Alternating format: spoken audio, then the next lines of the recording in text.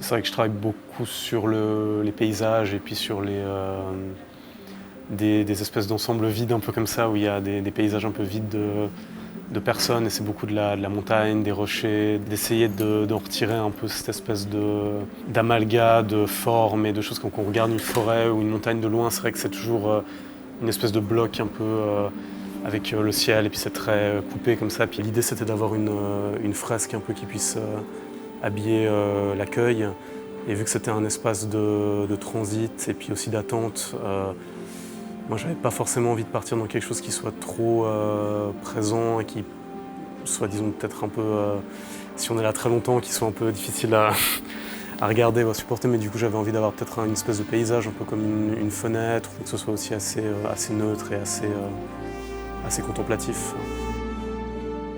Donc les carrés étaient là au début, ça évoque un peu une sorte de mosaïque ou le fait que ce soit un mur en fait, et du coup ça rappelle ça. Le ciel bleu, les aplats, il y a eu plusieurs essais aussi de couleurs, de teintes différentes, de différentes teintes de bleu, ou que ce soit carrément d'autres couleurs, du rouge, du jaune.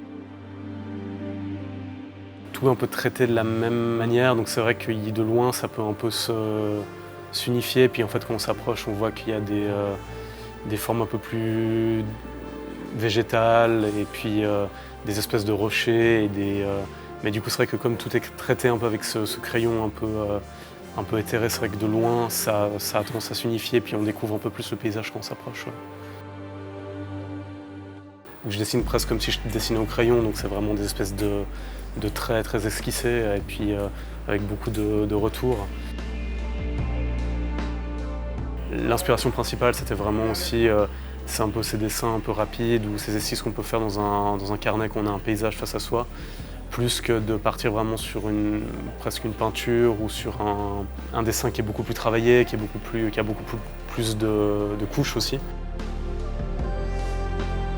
Le but c'était d'avoir un paysage très accessible et très presque simple et naturel un peu même dans le dessin et dans le trait, donc c'est vrai qu'il n'y a pas forcément une histoire hyper longue ou très travaillée derrière.